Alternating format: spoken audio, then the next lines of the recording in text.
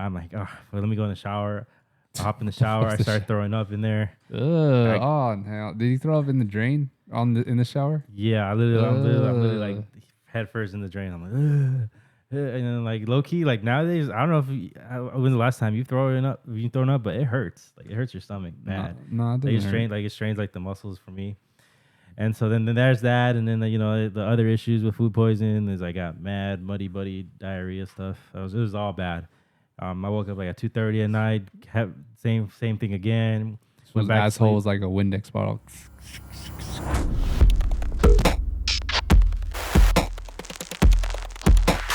What is going on? What's going on, guys? What's good, everyone? I'm your boy Mast, And I'm Miguel Meza. and this is Woof's Web. We are Woof Logik, This is our podcast. and we got Harley in the corner over here. I don't know if you guys have dogs, but do you ever see them like just cover their bowls and they just look stupid? They just keep going. Do you think it's because like I know like dogs, they kind of like they're foragers kind of, so they try to hide their food because they don't think. Well, she looks stupid because a lot of the time when she does it, she don't even be uncovering it. Like she just starves, and then so I have to go and move it. Didn't you say that she doesn't only eat? She only eats when you guys are here. A lot of the time, but sometimes she'll eat on her own. But sometimes she dead ass will starve herself when she's going through her emo phases or something. I don't know. Dogs are weird. They're a interesting creature. Specifically that one.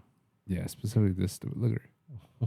I wish you guys could see this. She just looks dumb. She's just like nudging her food in the corner of a bowl. There's nowhere to go. So, Mix, how was your day? Yeah, it's been terrible, honestly. You get a little 4-day weekend, pretty much. If I'd have known that, I would have just called off completely outright and not just try to show up. But I couldn't even I couldn't be on that forklift for like longer than like a minute. I kept getting like dizzy, and then. Well, what happened? What you eat? All right, so yesterday, which we're recording Friday, so yesterday I went to. I won't say the name of the establishment because Nah, say it. Fuck them. All right, fuck Fresh Walk. Where is that? There's It's so many off- walks out there. It's like off Citrus and Foothill, and I've been there before. Oh, that one. No issues. I mean, and then I went in there. I keep it simple, half and half, beef broccoli, orange chicken. That's the simple. And I'm eating it, and I get to the last couple of pieces of orange chicken, and something fell off. I thought maybe I just was overstuffing myself, but I like to like finish my whole meal. I don't like to just put it away because Chinese food just doesn't taste right after like heating it up again. No, that's facts. Especially like chicken. Well, the chow main's kind of fun. Well, no, sometimes it gets like a little stiff. Yeah. So I was like, all right, I'll try to finish this, and then I just never felt right the whole night. It felt at first I thought it's just because I overate because my stomach was hurting the whole time, but this was like at 6. Now it's already like 10:30. I'm like, oh, well, let me go in the shower. I hop in the shower. I start throwing up in there. Oh no! Did you throw up in the drain in the shower? Yeah, I'm literally like head first in the drain. I'm like, ugh. And then like low key, like nowadays, I don't know when's the last time you've thrown up, but it hurts. Like it hurts your stomach bad. No, it doesn't hurt. It strains like the muscles for me. And so then there's that, and then the other issues with food poisoning is I got mad muddy buddy diarrhea stuff. It was all bad. I woke up like at 2:30 at night. Same thing again. This was asshole was like a Windex bottle. Yeah, at a certain point that shit was empty, bro. I had to go, but there was nothing to go out. And then I woke up on time to work. Well, not in time. I woke up, but I took everything I had just to get out of bed. But I got out of bed. I got myself dressed, picked you up, got to the meeting, and then I literally lasted 1 hour at work. And then I told our buddy Chris, who's the manager there, I was like, hey man, I need to go home, man. I can't do this. Yeah, it does suck for your spot because you're like the only one pretty much. Yeah. Whereas me, I can leave and someone could cover for me.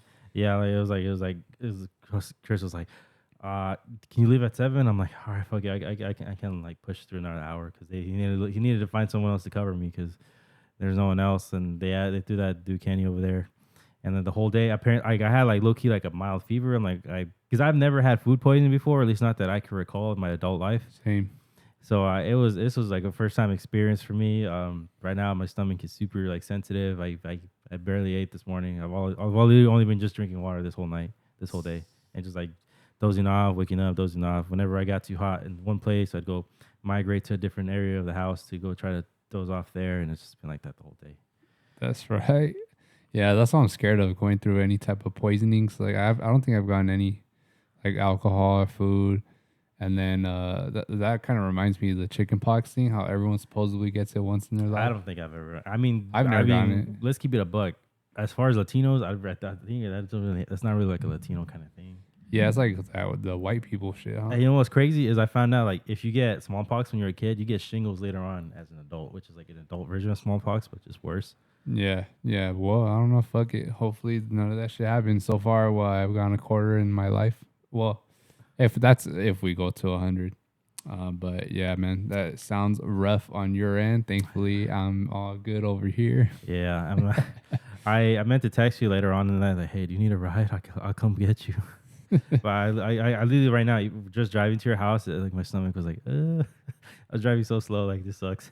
Crazy. Now I would have had Kitty fill in for your fucking chorro ass. Oh god, it was like water at one point. Literally water, just like liquidy, like that Like- type of Like texture or whatever. think how you ever like just squirt water bottle? Yeah. Yeah, it was like that. It was like super watery. I didn't want to bother looking. I just flushed. Oh hell no! Damn, that shit probably splashed on your ass. Oh yeah, I've taken like 5 different showers today. Half of it's just to clean myself, and half of it's just to cool myself off because I feel like really hot. You think you're gonna be traumatized from Chinese food for a bit? I low key for right now for a cool while. I don't like if someone offers me let's go eat Chinese food. I'm like y'all go ahead. So what did you say you ordered? Beef, broccoli, orange chicken, and then half and half. Fried rice, chow mein. But it's only when I go to like those like random ass Chinese food spots. If I go like to Pan Express, and that's when I start to be a little fancy. I'll get like a little Beijing beef or a honey walnut shrimp if I got the extra bread or. I love their black pepper chicken. Yeah, that one's pretty fire. Like they got really good like entrees. They just suck with portions. Yeah, facts. They be skimping your ass. Yeah. But I fuck with Panda. I fuck with their kung pao chicken and their black pepper chicken. Yeah. But typically when I go to like the other like those wok places, I go to I get the spicy orange chicken. Oh, that's just fucking gas. Yeah, they had that there, and it looked good too. But it tasted fine, and then it wasn't fine anymore. This fucking dog over here snooping around, man. Fucking begging ass dogs. Nah, but what was I gonna say? Yeah, I love. I don't get fried rice because I feel like a lot of places can't do rice good. It's very hit and miss. Man, Sushi's Miguel. If you guys are from Colton area or the IE, you'll know Sushi Miguel style. Oh my god, their fried rice is the best. Is there a difference? Because is that the same one? Also, like the same people that own the one right there on Sierra. I never asked, but I'm pretty sure it's like the exact same Sushi Miguel style. Like like the same like logo and stuff. Yeah. Well, I don't remember the logo specifically, but it's Sushi Miguel style. Yeah. So if it was like Sushi Miguel, then I don't know. I would have to like actually ask. But because Sushi Miguel style, I'm pretty sure they're the same. Since you gotta be like really fucking copycatted to go Sushi Miguel style. Yeah. Yeah, but I wonder if it's actually a Hispanic that owns that then, the sushi. Because Hispanics fuck with sushi in general. Yeah, it's funny. We've really embraced like the whole sushi kind of thing because it's like its own like style too. It's like there's obviously like traditional Japanese style. I love that style. And then the Mexican style is like a lot of these are fried rolls. I'm keeping it, but a lot of these like Mexican rolls they all taste similar. Yeah, they all taste similar. They're super fried. I'm not like the biggest fan of like the fried stuff. I'll get like I need like 2 pieces only. I can't do a whole roll. Yeah, I'm not a big fan of that shit. I'm a big fan of sashimi where it's just literally just a fish. I love octopus. I love lobster. Yeah, man. I don't know. I fucking love sushi, but at the same time, like I feel like it's not like a super satisfying food. Nah, you get hungry later on. Yeah, it doesn't fill you up unless you get like 3 rolls. But at that point, you're spending like fucking $40. Oh god, and then depending on where you go to as well. Oh yeah. That fucking omasaki right here, mad expensive and shitty ass customer service. Fucking dog shit, man. And what sucks is when they start talking their language, it's just like motherfucker, bitch. We know you're talking shit. We don't know understand what you're saying, but we know it. We need like built-in translators in our ears because they have that on Google where you just have them say it in their language and it translates into like the language you're going for. But watch one day when we're gonna get that technology built in right here, and we can start doing like changing the actual language as they're speaking, and that's what I'm worried about with traveling places.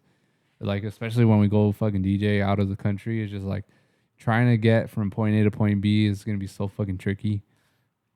Like I'm low key scared because the one thing that gives me like anxiety is like kind of like not being able to control things or just feeling like helpless. Yeah. And I'm pretty sure one of these countries we're gonna get to that point, especially like the ones where there's not too many people that would speak like English. So let's say you go to like some straight up like third world country type shit. Mexico. Yeah. Well, yeah, but a lot of those fools they know English. I know. Especially, I mean, even deep in Mexico, they have to know it because we're like neighbor countries, and a lot of their people want to come to the U.S. anyway.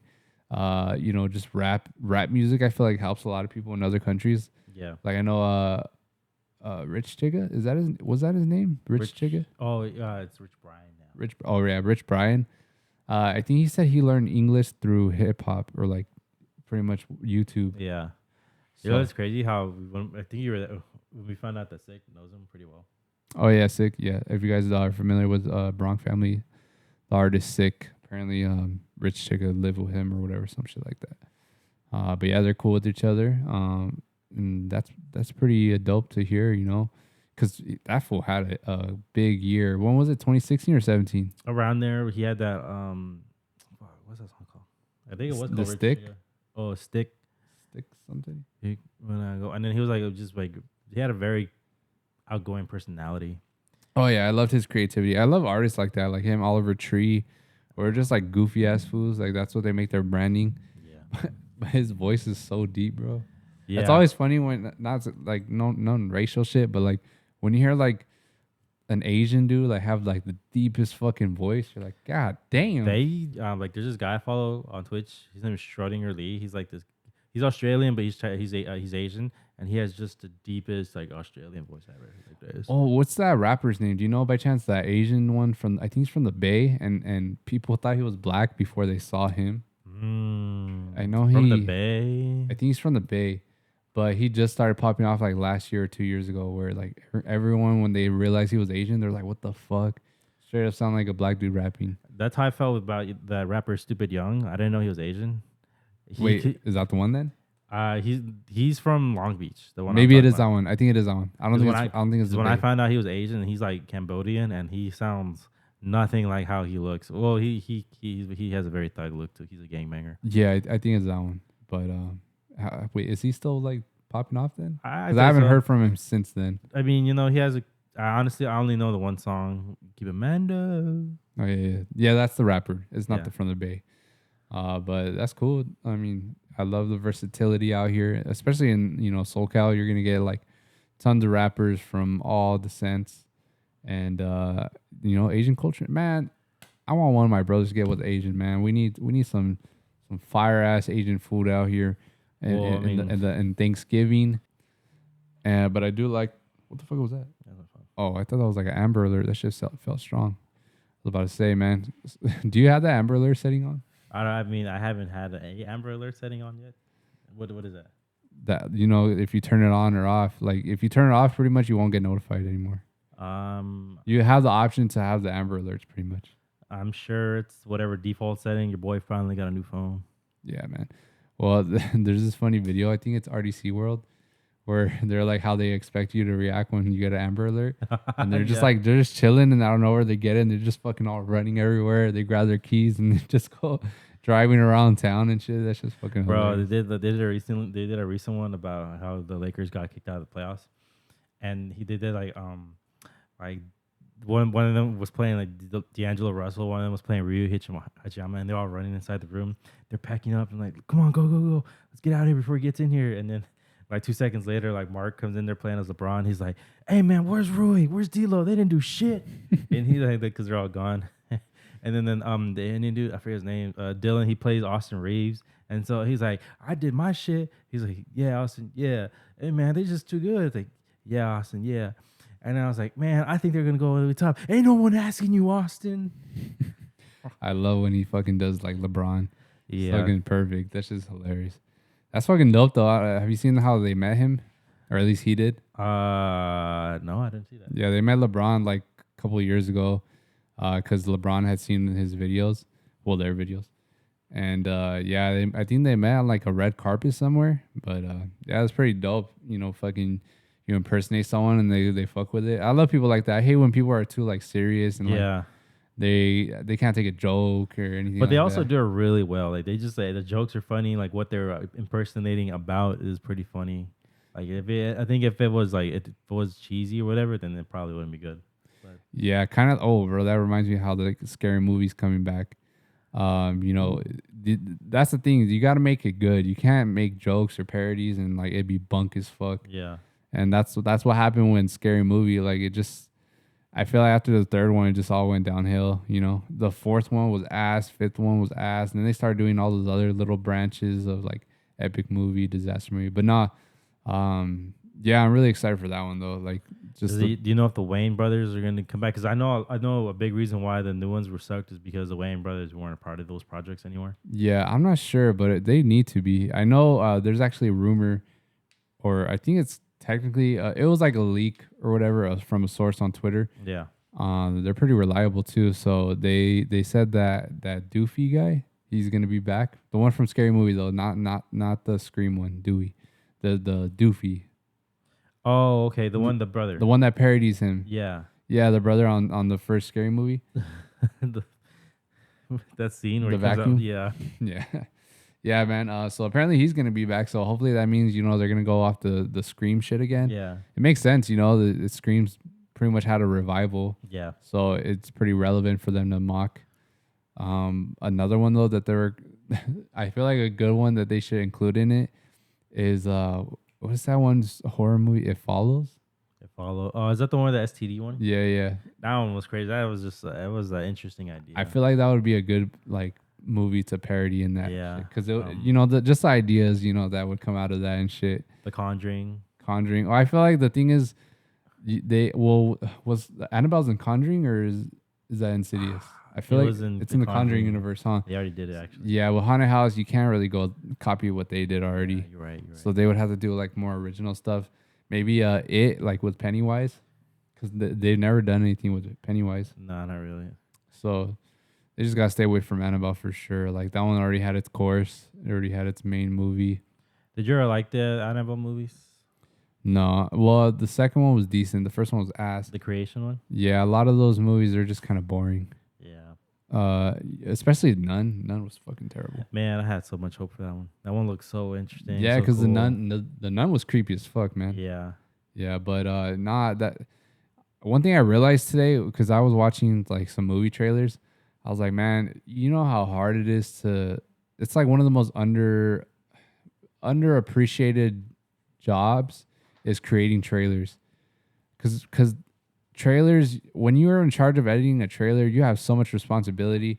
You can't show off too much, whereas like showing the whole movie, which a lot of fucking movies are guilty of. Marvel at one point where they were just showing the whole ass movie in the trailer. Some horror movies too, man. They'll show you from beginning to end essentially. It's just like just give a premise of what's it about. Maybe show a little scary part, but don't give them the good ones, and then just keep like that.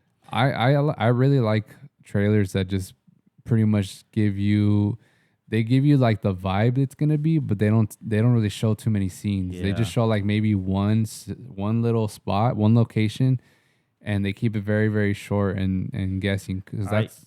I also think because like I've been watching a lot of movies, and I've seen a lot of scary movie trailers, and one thing that just pisses me off now because everyone do it and it's just lazy is at the end of the trailer there's a jump scare right about to happen and it's coming soon, and I'm like, stop doing that because everyone knows it's gonna happen.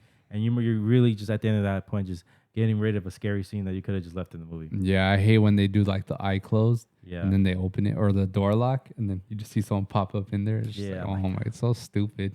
Man, let's make a scary movie. Yeah, but no, like as I was saying, man, that's for sure creating a trailer is like one of the most hardest things to do. And I wonder how much they get paid actually, because that's a lot of responsibility. You know how much footage you got to go through to like make a good trailer? I think it just depends on the production company. I remember when I was going to school for editing, a lot of my editing teachers, like they should have said like, hey bro, like the money is not even in like movie editing, it's in commercial editing. Like that's where you'll get your big money. Like it's a bit more, it's annoying because you won't get a creative direction. They'll literally tell you like edit this way, this way, and this way, and you just had to do it for them. So if you want like a creative bug, then that's not the route you go to, but that's the route for like if you want to actually make money out of this job. And that's the bullshit part too, though, is when they make you put something in the trailer and it doesn't even come out in the movie. I don't know. It's kind of like clickbait. It's just like, what the fuck's the point of that? Because there's so many, like, especially with the Sony universe with Spider-Man, they added a lot of stuff in the trailer to make you think like Spider-Man's involved in that bitch, and he's not. And they don't even show it in the movie. So like with Morbius and I think the latest Venom. But yeah, so I don't know. That shit's pretty stupid, and I don't even think that should be allowed. It's pretty much like false advertising. You remember how like for the longest, like when's that next Venom movie supposed to come out? Okay, so yeah, I think it's supposed to come out next year, because they're still trying to figure out the script, because Sony's trying to build like a whole universe around the Spider-Man shit, but they keep fucking everything up. And then apparently, is Madam Web considered part of that universe, or is that like his own thing? Sony, yeah, all those like Spider-Man related characters, they're in the Sony universe, but Spider-Man, he's pretty much balanced between both MCU and Sony. But the problem is, MCU and Sony right now, they're pretty much playing tug of war on what direction to go. Because Sony, they want to fucking squeeze every single big thing out of the Spider-Man universe and bring it out to life, because they're just in a rush to fucking make all the money. But their script writing is fucking always dog shit. And so that's why i.e. Madam Web, like even the fucking actors fucking hate the movie that. Yeah, it's all cash grabs. So that's why MCU right now, they're really like trying to sway Sony to just shut the hell up, move out the way, and let them handle everything. I never got to ask you, like, did you ever, I'm sure you did, but did you ever watch the trailer for the Deadpool and Wolverine movie? Yeah.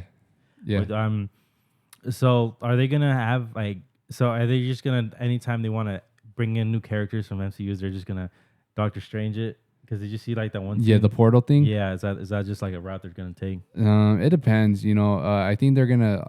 I don't know if the portal is going to be the first way they convert them into the MCU. Yeah. Because why would you get that up in the trailer? Unless they just made that dumbass mistake of doing that, like showing too much in the trailer. I don't think that will be the first situation that converts them. Because I don't know, that's such like a big giveaway and it just ruins everything, Did you like that last Doctor Strange movie? And I had high hopes for it because the director was that Sam Raimi guy, right? The one that did the serious movies. And so I'm like thinking, oh, all right, hell yeah, horror movie in Marvel. It did not. Like I didn't feel any type of like any horror. I mean, yeah, there were just like horror aspects, but overall, like I'm like, man, they could have just had someone else direct it. You're talking about for Doctor Strange, right? Yeah, that's the last one. Yeah. It wasn't not well. I feel like the main horror type parts were with what's her face, the Scarlet Witch.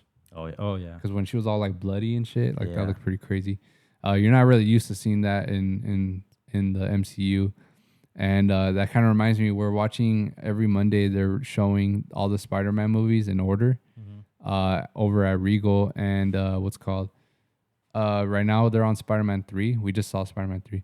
And are they going to do the Amazing Spider-Man too? Or? Yeah, Amazing Spider-Man is next, and then even the regular with Tom Holland, they're going to show those too. Yeah.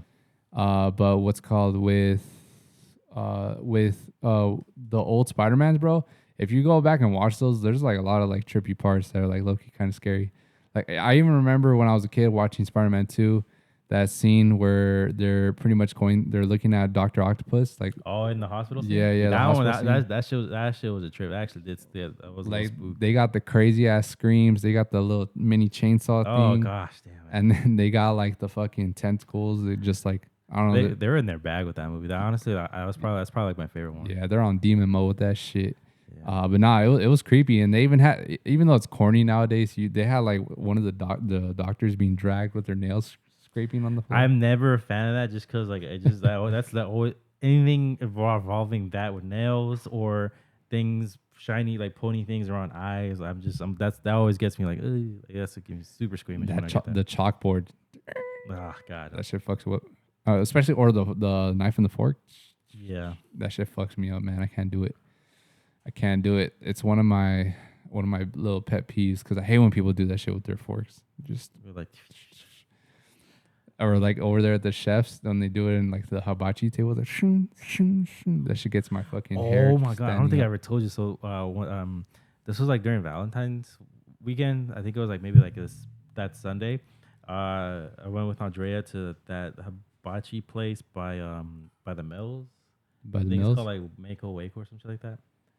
It's near where that the indoor skydiving place. Mm. It was like right there, and I didn't know they had one there. I mean, it do, but I really was only going there for just like the regular dinner stuff. But for whatever reason, that shit was all closed off. It was only hibachi, and I'm like, all right, whatever. Let's fuck it. Let's just do this, I guess. And then the people that were taking there were so long that we had like a full ass table in front of us, and by the end of it, it was literally just me and her.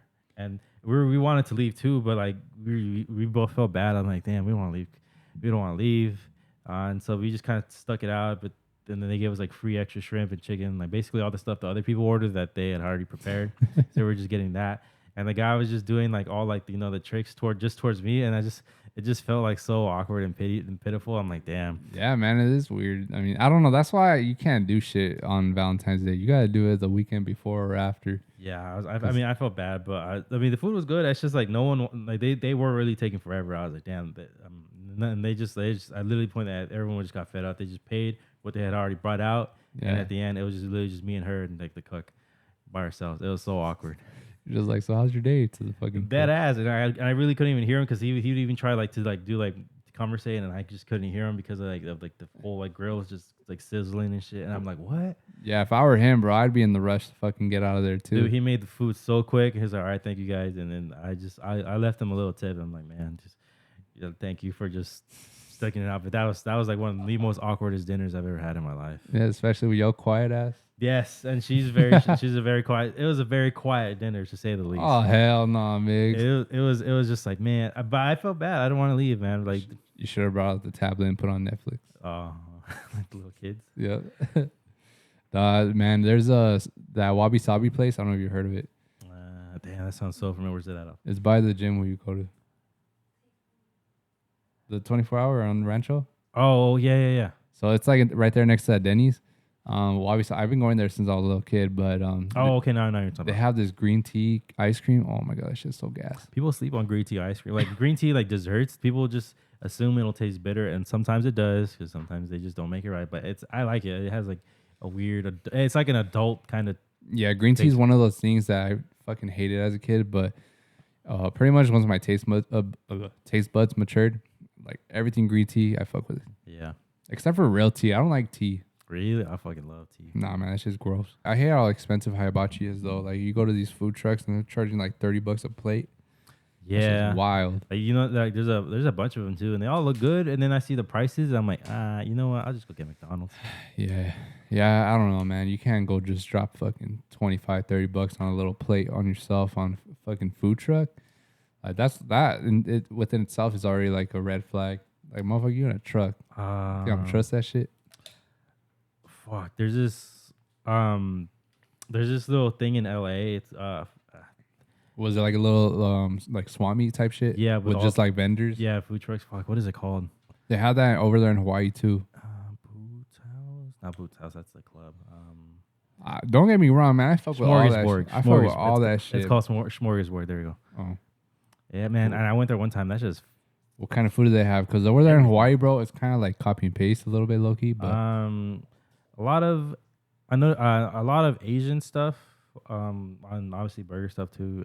It's all kinds of random food trucks and stuff. You didn't get no chorro with that shit? No. We got like a acai bowl, and then I think I remember one time I got like a. Oh, I love Mongolian. Damn, we haven't been. You remember that was Spot in San Marino? Bro, they have one in Renaissance. Really? Where? Renaissance. No, but where? In the corner by the Ono. Oh shit! I didn't even know that. Yeah, that shit's fucking gas. Me and Kitty had it. They have like super spicy like flavors that you can pick from. It's fucking bomb, bro. The trick is to do all your meats first, and then put the noodles on top. Well, they do it. You don't do it. Oh damn! Yeah, no, they do. You pretty much have like a whole long window, and then you pretty much tell them which things. They know the trick. But that's what I would do at if the spots lets you like pick out of yourselves, you put all the beets and veggies first, and then you put the noodles on top. Well, bro, the plate they gave is still stacked. Like I don't remember if I finished or not. Yeah. But I know like it was tough. It was tough to finish. But they stocked that shit up though. And I love the little mini corns. That's my favorite part. Oh, God, I love the mini corns. I love those the mushrooms. I'm fucking hungry, man. I'm freaking hungry. Kitty, hurry up. I'm just kidding. But what's called? Oh, I forgot to ask you. Well, I couldn't ask you because your ass wasn't there. But did you listen to WeWex's new Jungle Terror EP? I meant to. Is it good? Yeah, man. So I guess I didn't even realize it, but WeWex, this is 10 years of Jungle Terror pretty much, and this is Jungle Terror number 5, volume 5, over there at Brong Family. Man, he still got it, bro. Yeah. I think there's a strong 3 songs, and I don't remember if it was 4 songs. I think there's just one that was like, all right, it's cool, but it's not like. Is it a 4 or 5 track EP? I think it's 4. Oh, okay. I think the first 2 were fucking fire. Third one was just like, all right, it's not really like what I was expecting for Jungle Terror, but you could tell it's just kind of like, it's just like a, vibey. Yeah. And then the last one though, it came back to pretty dope. I think the only one out of all the Jungle Terror ones that I personally didn't fuck with was Volume 3, because that one he was just going way too. Oh, he was doing some weird shit, huh? Yeah. Yeah. You gotta respect and appreciate, trying new things and different things. But for sure, if you're gonna call it like Jungle Terror EP, it's kind of like your fans are expecting something and you just get something different. It's just but respect to it. It's cool to see how much, because I never really realized that volume 1 and 2 were fucking just straight beginning to end. It was like heat, man. You know what's crazy? So that song Volume 3, that really weird one. I think it was called like Cocoa Nuts or some shit. It's the one that's like offbeat, like fucking. Apparently that was Blueface. Apparently in an earlier version it was on beat. I remember I heard him. He put it out one time, not on like on his Instagram. I'm like, that sounds way better. Why don't you put it that way? Yeah, I don't know, man. It was just trying something new, I guess, kind of like Blueface. Like even like to this day, sometimes when I'm like, some of our latest tracks, like a lot of the inspiration I get was from the Jungle Terror Volume 4, like that, like Stereo Pline and like those songs were fucking just bangers. Like he's like I don't know, he's just ahead of his time, bro. Yeah, 100%. I mean, WeWex's a legend, and now that I think about it though, like he's like the last one that I can think of that we've been super inspired by that we haven't really like connected with. Nah, yeah, I mean he never comes out here. He's only performed out here maybe like twice, and one time was at Beyond, right? Or Beyond Nocturnal. I think it was Beyond and Hard Summer. He played Hard Summer too. That Hard Summer set was fire. Yeah. But what was it say? Yeah, typically, I mean, we've gone, we had conversations with Julian Sebulba, Stoltenhoff, what's it called? Who else? I mean, Yellow Claw, Ray, Sick. Yeah. We haven't done it with Looney Tunes, but he was always like on harder styles type shit. So it was never like, oh, I was expecting like any type of, not connection, but any chance of kind of just like him supporting our music. Yeah. And same thing with WeWex. So it's just like, he's like the last one on the list, pretty much on the checklist. If you think about it, because we've come in contact with everyone else. We've kind of just hung out with them or talked to them, or maybe they played our music, and I feel like that's for sure still on the bucket list of this whole music shit is have a collab with him, because when he has those he's the one that has like so many staples in the industry. I feel like he's one of those like underappreciated artists. Like he doesn't get the credit he deserves, that's for sure. Like he gets the credit in the sense where he's like the founder essentially of Jungle Terror, but he doesn't really like have that recognition when it comes to promoters. Yeah. It's just like, man, if you guys, we got to bring back Jungle Terror. I know that everyone wants that shit every year, but I feel like we can maybe figure out a route of doing so. Hopefully, I think it'd be cool to incorporate it into more like. I mean, that's what he's kind of doing lately. Like he incorporates a lot of like Jungle Terror, but with like a techno kind of sound. Yeah. Like especially with the Volume 4 Jungle Terror EP, that reminded me a lot of like the stuff like that. Mm-hmm. Yeah, bro. So, I mean, I hope we see a lot more out of him. I know he's doing his techno stuff too with Mike Cervello. Lusu. Yeah, Lusu. And, Mike Sorrell, he needs to put out more stuff too. Yeah, bro. I don't know. I feel like I follow so many artists that it's hard to keep track of everyone's releases. Yeah. But yeah, he's for sure one of those that I don't really hear too many of his tracks anymore. Like I don't see it pop up on my feed anymore. Him, Kirby. Yeah, but man, that Barong era was just straight peak.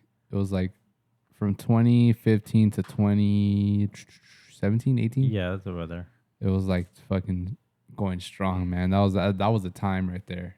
If you guys are late to the whole raving stuff, man, Barong family was taking over back then, dude. Yeah. That was literally like everywhere. And when they had their Barong family night out in LA, man, I really wish I was there, but I hope they do something like that again. Yeah, when they did the world tour. Yeah, well, they're doing the world tour thing. That was so cool. I'm sure they probably like financially, like logistically, I was like, yeah, we can't do this again no more. Like, but I mean, for what it was, man, it was so fire. Like, I just, I remember going to that show. It was fucking awesome. Yep. Wish I was there. You were in a wedding. What was I gonna say though? But I haven't actually seen Yellow Claw host a stage over in Tomorrowland in like the last 2 years. So I hope they get back to that, man. It would be cool. That's always been on the bucket list too, to just experience the whole day of just straight Barong music. Yeah. And every now and then they'll include someone else like Slushy. They included, I think a lot of American artists. Yeah, random, like one or two random artists.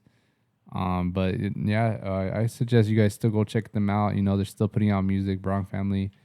But group chat, you know, go check them out too. You know, it's been cool.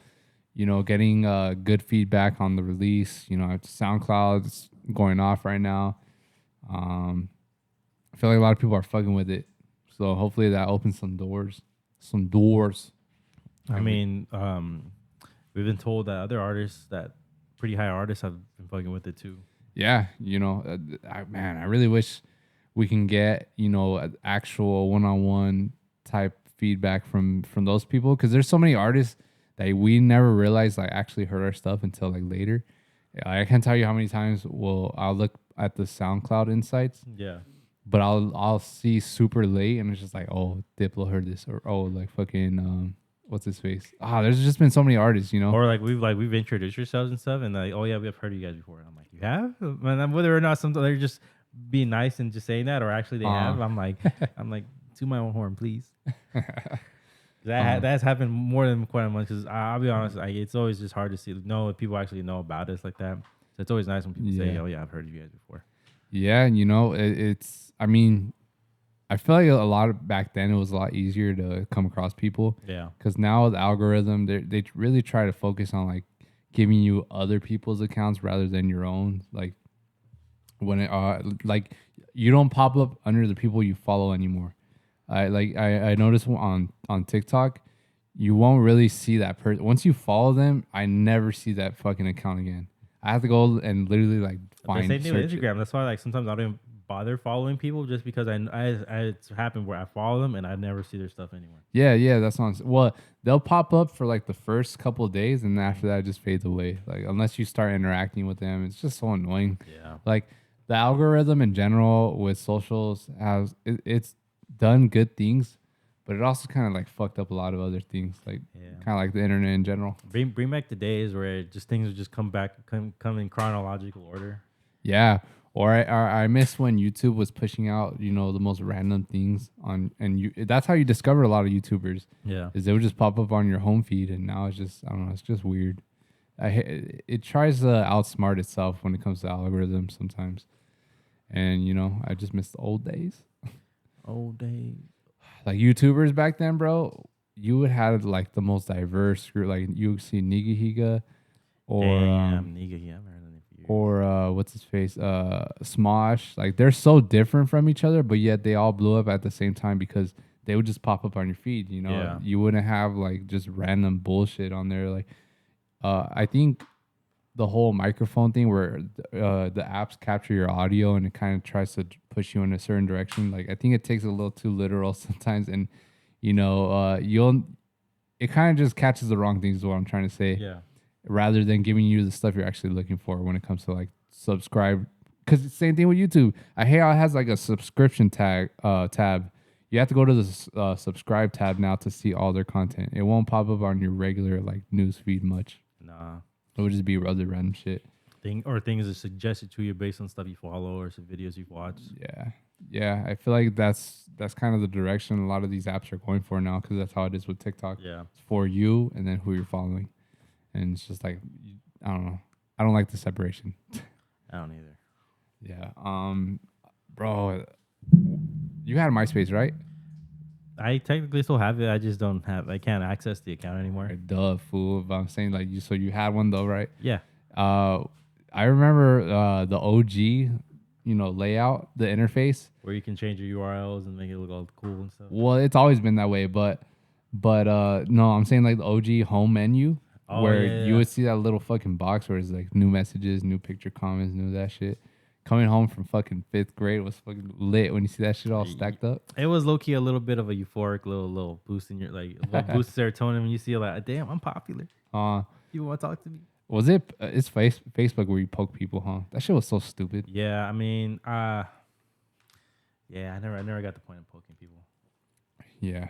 Or I hate when you see like, or I'll see, or I'll get a notification that I got poked by someone. It's my grandma. The one part is when you get poked by like random people that you just follow, and like, I don't know you like that. Why are you doing that? I wish I understood, because obviously when MySpace was popping, I was like I said, I was like in 4th, 5th grade, even 6th. I think they explained it in that Facebook movie. What? That's Facebook though. I'm talking about MySpace. No, I'm talking about the poking thing. I think they kind of explained it. They did? Kind of. I think I do remember. It was just because Facebook started off as like not networking, but like a dating type thing. Yeah. Where you kind of just, it's easier to find people, I guess. But anyway, no, back to MySpace. I remember when I wish I knew how to guide through the whole website. Yeah. Because there were so many like missing features or missing things that I pretty much realized super late. Like, I mean, I don't know about you, but I didn't know MySpace was a music website. That's all I was about to say. Like way later after the fact. Yeah, that's all I was about to say. I wish I knew how to guide through like the blogs and promoting music, stuff like that. I mean, I wasn't a DJ at the time, but it would be cool to kind of like figure that shit out. Because that, man, it really does suck when you're late to the party type shit. Yeah. When there's like a new website and everyone hops on it, and the first few users fucking blow up right away because they just execute right away, pretty much. Yeah. It's just hard to do that nowadays because everyone pretty much caught on, and now it's just like the new thing comes on and everyone hops on it, and right away, it's already saturated. And that's what sucks with us. We hopped in the DJing game like way too late. Well, the producer, because obviously DJing, it's hard to blow up as a DJ just straight up, but if you're doing the production, it's like a whole nother level. But it took us a long minute before we started actually producing. I feel like we started like Woof Logik in the midst of people already taking advantage of the fact that it was easy to blow up, or at least it happened more frequently. Whereas, because EDM started getting popular when we started raving, and we didn't start raving because it got popular. That's just what happened because of our age.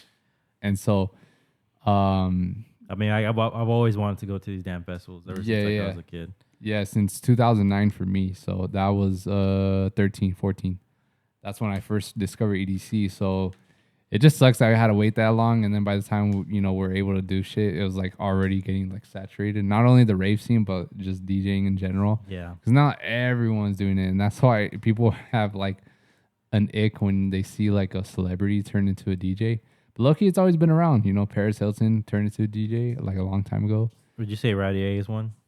Even though he said he was always technically a DJ. Radier? Not Radier. I'm sorry, Pauly D. Pauly D. Oh yeah, he's always been a DJ. So I guess, and I can respect the fact that he didn't try to hop into the production game. He knew that wasn't really what he loved. He just loved DJing. Yeah. And so, I can't really. I feel like what the problem is when people start learning, so they're not really good at it, and they're or DJing. DJing. Okay. So they're getting all the big gigs. That's the problem, is when they're not good at it, and they're getting gigs just because of the name. Yeah, that's annoying. But because Pauly D's good at it, you can't really get mad at it.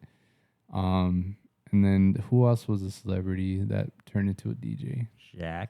Although he's always, I mean, yeah, he said he's been DJing since college, but I mean, I don't know. Probably not as like a straight up like consistent talent. He probably dabbled in, and then he would do it here and there. Yeah, but he's always been an artist. Like he's made albums and shit like that. that's true. So he's always been in that realm. But Nigel Houston just started DJing. Who? The skateboarder Nigel Houston. Really? Yeah, he started DJing. Fucking Summer Rae started DJing. Good Lord. But I do respect her because she admits to like the fact that she's new to it and she's still learning everything and what's it called she pretty much acknowledges the fact that she does get the privilege of getting gigs because of her name. Yeah. But she always, says that she has respect for all the artists that have been doing it for a long time. I can respect people like that they pay their respects as well.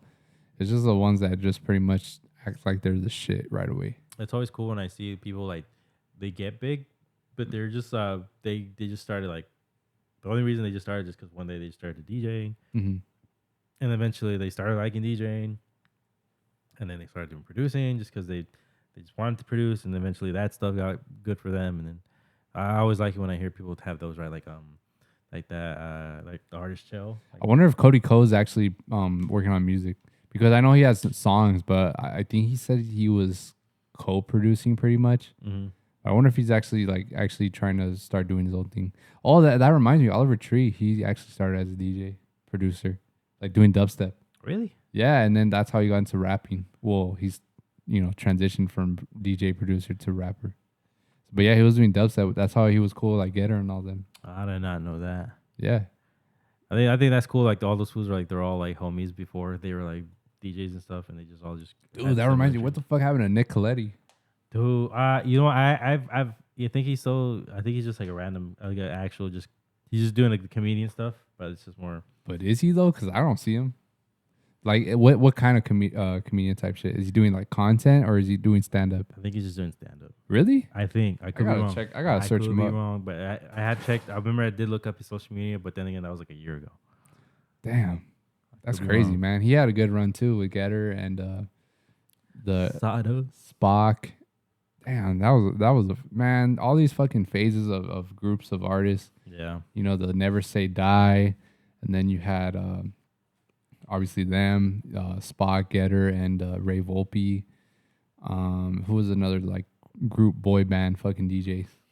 Keizo and Yoltron and .com and Jaws, Benches. Oh yeah. They had a good little run from 2016 to like 2018 ish. I remember I saw Yoltron at the show when we played in there. He was there. Yoltron? Yeah, he was there. Oh yeah, that's right. I didn't even realize it. I just didn't want to go say what's up to him. I don't like bugging people when they're like in their own little thing. Especially now, like he's like a old ass dad now. Not that is wrong with it, but I'm sure like his I'm sure when he goes out to these things, it's a different vibe than him just networking. I'm sure he's just there to support friends. And just enjoy your time. And shit. I don't want to be like, oh, what's up, man? I'm a guy from Woof Logik, and like yada yada. Like I'm sure like he probably says, boo, get the fuck out of here. Like, nah, he seems chill though. No, he is, but I don't want to be that guy. He's doing Goth Parade. Like he's Goth Parade, the techno artist. No, I did not know that. Yeah, that's his alias, Goth Parade. I don't know if he's really trying to like say that it's him because I haven't seen him promote it on his account. Yeah. Unless I'm just didn't realize it, but yeah, it's cool new direction. I mean, he was for sure dabbling in a lot of like hardstyle stuff. So that tempo in general it fits him pretty well. It's pretty crazy. I think he started out as a rapper. I think too. If not a rapper, he was hanging out with rappers. I know before he was all DJ and he was like in a band. Band too, yeah. He was like he'd go to he'd be like perform at Warped Tour, but he'd like do like he'd like go out before like the shows and just like promote flyers and stuff. And then I don't know exactly how he's transitioned from that stuff into the DJing, but that's how it happened for him. Yeah, well, when you come to LA, man, you fucking pretty much tap into everything. Yeah, there's like a lot of rappers that are actually DJs, not like EDM DJs, but they're DJs. I know like 50 Cent, Snoop Dogg, who else? Ludacris, he knows how to DJ. Yeah, man, there's a lot of rappers that DJ. They need to do more DJ sets. Like Lil Jon, that's cool. I've always wanted to see Lil Jon DJ. Me too. Yeah, he plays in Vegas a lot too. Von Miller, he DJs. Even he'll have like his own events and he'll like DJ as his shit. And athletes like Nick Bosa and Joey, they were tapping into the DJ world. I remember one time he was like he started getting really into it, and so like he bought himself some CDJs. Like, ooh, fucking Von Miller, like, man, fuck you with your money, bro. That's all I'm saying, man. These fucking when you're rich, bro. I feel like, or especially athletes, if you already like found success, you're already about to retire. You want to make easy money, hop into the fucking DJ world now. Yeah. Like, it's so easy to just branch out and like get all these gigs because your name, but be good at it. Don't do no bullshit where you fucking, I don't know, you're just train wrecking all the time, or you're not paying respect to the art, because then that's when you're going to get a whole lot of hate. I've liked that a lot of times. A lot of athletes will like start throwing their own like party events. Like, oh yeah, Gronk, he does one. George Kittle does Travis one. Kelce, basically all the tight ends. yeah, pretty much, yeah. Well, they're all party fucking people, man. All the tight ends. Like, what's up with that shit? And then receivers are just divas. They just like to go to fucking strip clubs. Yeah, or they like to like drive really fast on the freeway. Damn, R.I.P. Yeah, fucking Rashee Rice. Henry. Supposedly he's gonna get suspended for half the season. I didn't. Well, I heard that was a rumor, but we'll see if that actually happens. Yeah. Do you fuck with that first round pick guys, Ricky Purcell? I think it's Purcell, something like that. Not really, bro. I feel like we probably could have got him in the second round or traded up in the second round.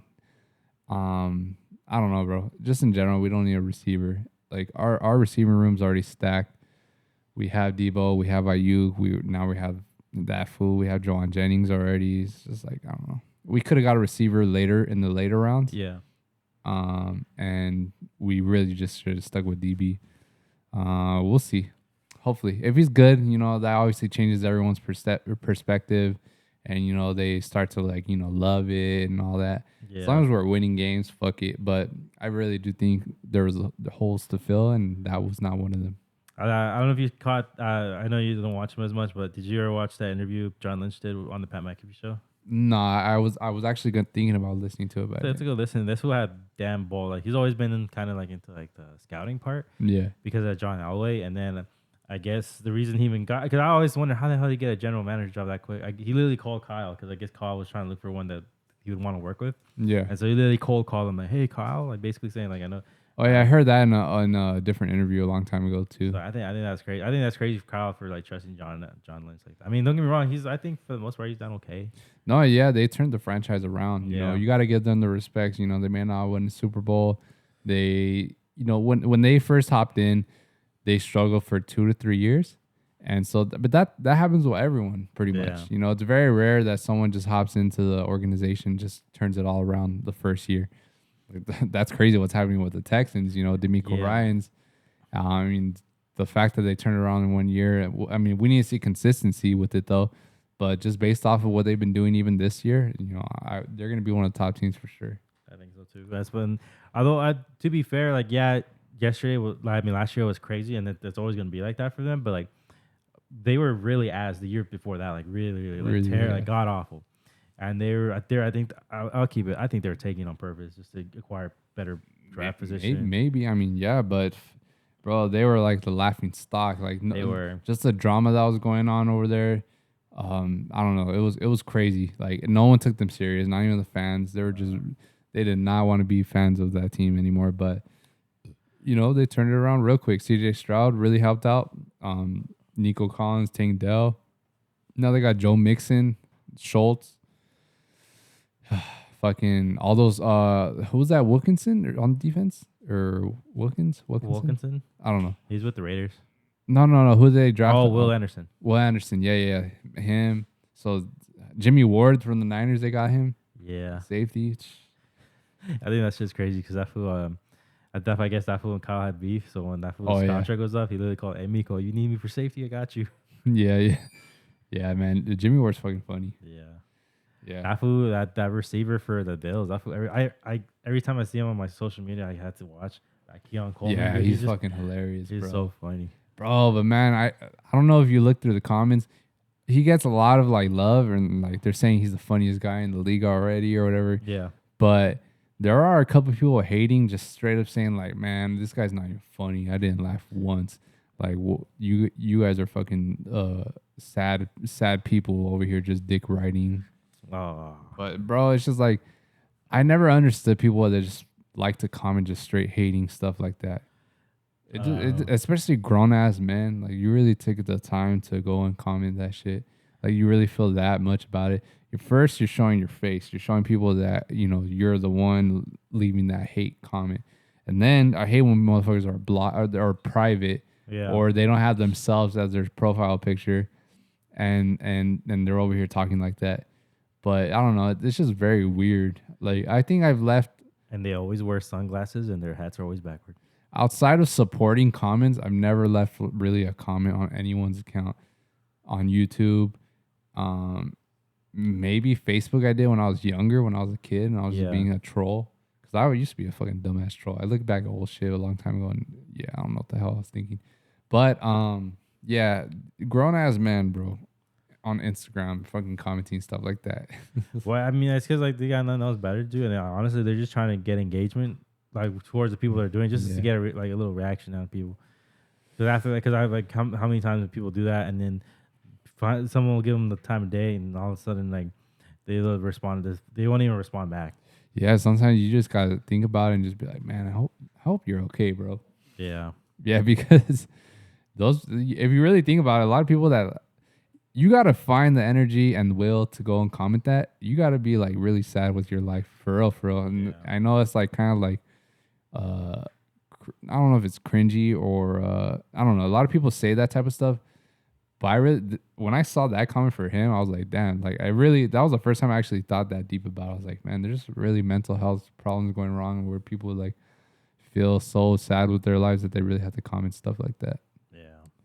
Because like I said, I've never commented any like hate comments like that. You know, on SoundCloud, we had that one situation. Do you remember that duo? Yeah. They commented some like negative shit on us. Yeah. And I was like the only time I've ever seen like anything bad though. Outside of that comment, I've never seen any like negative feedback or negative comments.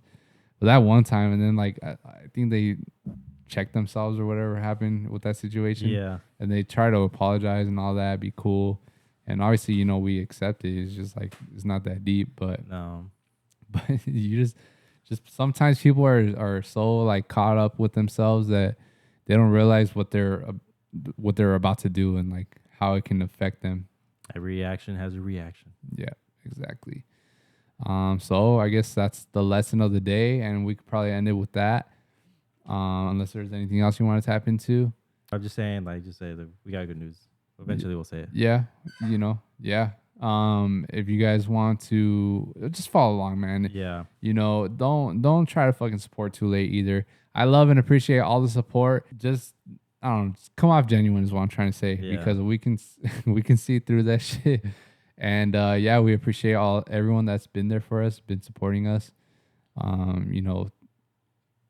Things are happening. We promise to keep it going and take advantage of all these opportunities coming. Yeah. It's been a good year, man. Thankfully, since the pandemic, we're getting traction again. Finally getting the ball going.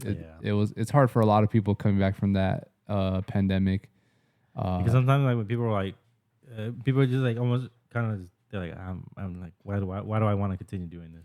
Yeah, a lot of people have stopped doing their music stuff altogether, and coming back from it is still hard. It's an uphill battle for every artist right now, because even if you get like a ton of gigs, you're on tour, you're still not at the level of financial stability that you're hoping for. Especially these days, just economically wise, it's just so bad.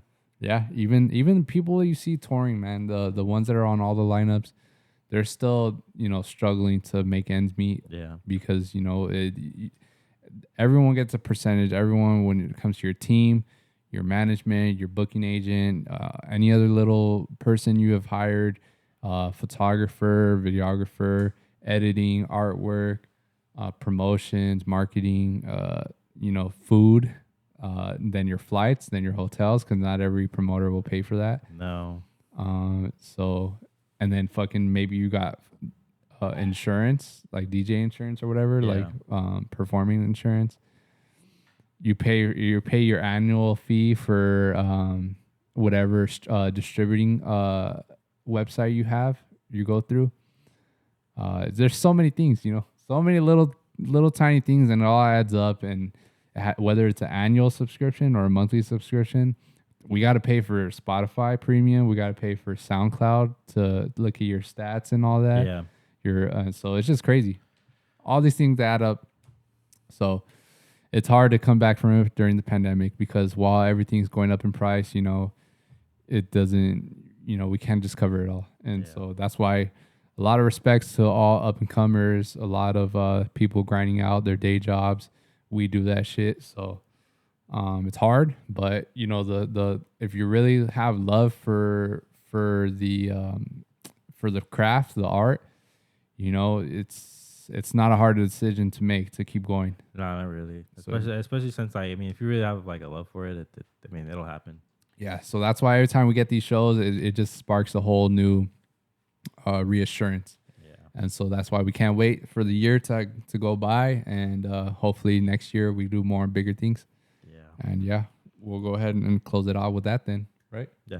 Stream Full Throttle, please. Yeah, stream Full Throttle on group chat. Go check it out. Make sure you like, comment, share, subscribe to this podcast. Go check us out on Spotify. Go check us out on Apple Podcasts. Check us out on Maple Alley. Yeah, show love to that. Maple Alley videos coming soon. I know we've been lagging. Life has just been busy from all of us. We've all had our own things to handle, but it's okay. We know we're brothers. We're always going to be a part of this content shit. So we're going to come back to you guys. We got a lot of videos stocked up already. It's just about editing it now. So we got y'all. We'll probably by the time this fucking podcast is out, you'll have a new video, or it'll come out this week. So see y'all then. See y'all next week. Peace.